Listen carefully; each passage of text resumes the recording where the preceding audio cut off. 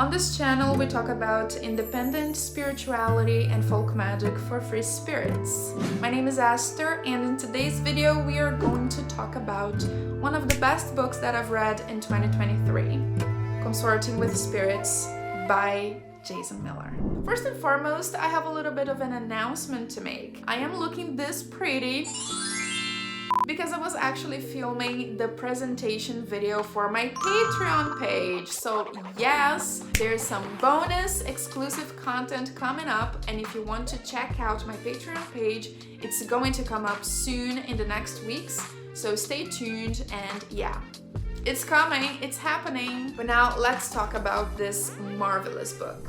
I have to mention that ever since I began studying magic and witchcraft, Jason Miller became like my favorite author, because when you get a book written by him, you can tell that he has a lot of experience and he knows what he's talking about. It's like been there, done that kind of feel that you get from the text. And not to mention that the style that he has while he's writing is very welcoming, and it's not like he's talking down to the reader or like he's trying to prove a point. I have read some witchcraft books that felt like I was reading a university thesis, you know, and that's absolutely not the case when you pick up a Jason Miller book. It feels very natural, and it's actually a very enjoyable reading experience. So far, I have read like 4 books written by him, and this is the first time I am reviewing one of his books for the channel, so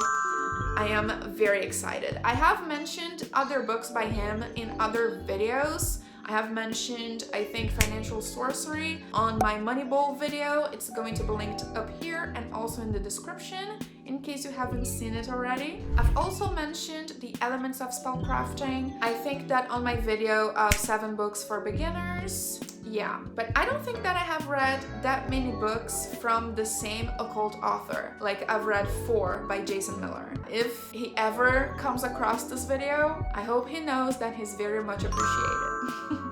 Now, let's get into the book itself, the contents of the book. And first things first, Jason mentions himself that this should not be your first book in magic, and I couldn't agree more. I think that if you are just starting out with your magical practice, you're not ready to engage with spirits. You're not ready to look out for them. You don't need to hurry. It's gonna come to you naturally. Just give it some time. Learn and practice other things first. Because, and why is that? Why you're not ready if you are a beginner? Because some of the skills and the knowledge, the savoir-faire that you will need in order to reach out to spirits, those are skills like built upon one another, like you're going up a ladder, if that makes sense. And each little step of the ladder is one different skill that you have previously learned and practiced, so you can go higher up, if you see what I mean. And again, like in pretty much every book written by Jason, he emphasizes the importance of meditation. So if you are starting, and I still need to make a video about meditation, I have received requests about it already. I have to film it,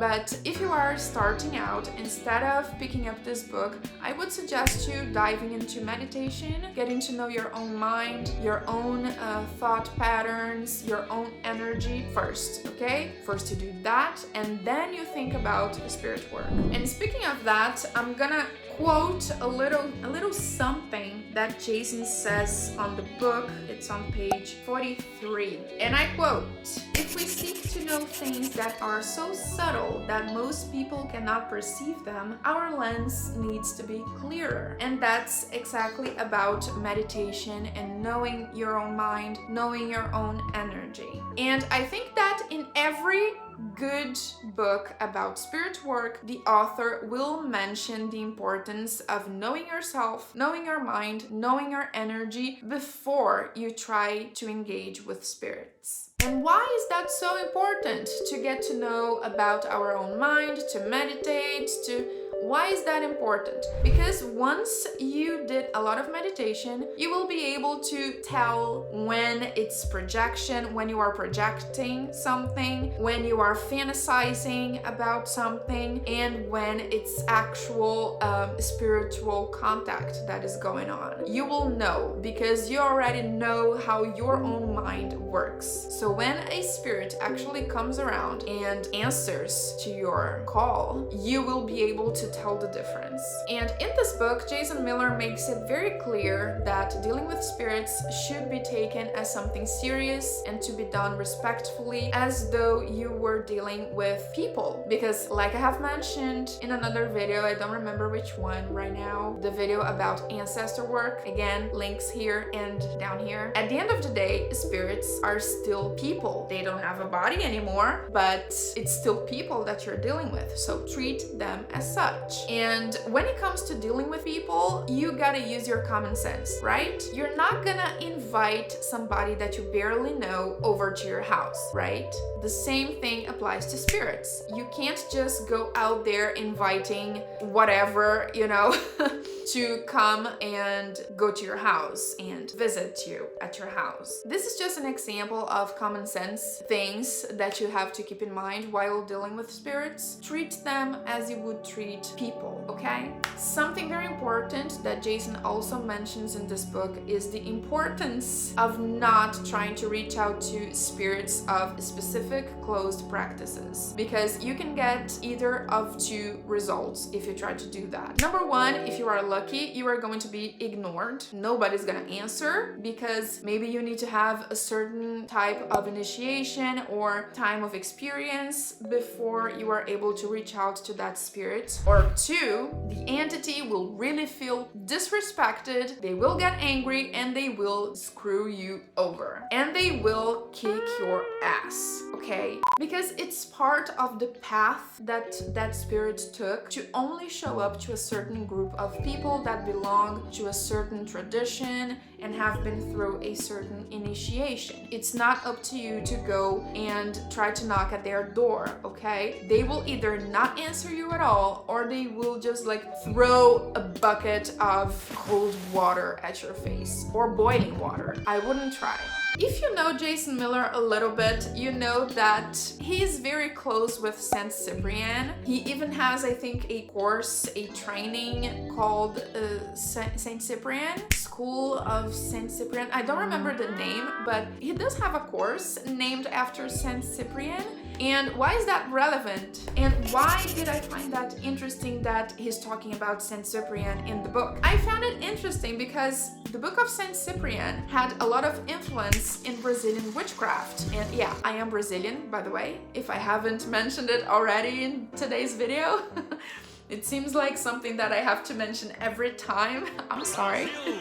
So this is a very iconic book in Brazilian culture, Brazilian magic, Brazilian lore. It was very nice to see it being mentioned in the book, especially because it was thanks to Brazilian scholars that there are English translations of the book of Saint Cyprian today. And I was very happy to see Jason Miller talking about the work of José Leitão and Humberto Maggi, because without their efforts, we wouldn't be able to read the book of Saint Cyprian in English today. Now, if the translations are good or bad, that's a whole other discussion. The thing is that they did the work, and if you don't speak Portuguese, you can go ahead and look for the book in English thanks to them. I would say that my favorite chapter of the book was chapter 6, getting to know the locals or something like that. And he shares a little bit of his own experiences, getting to know a local spirit of a certain place where he lived. I'm even gonna take a look at it again.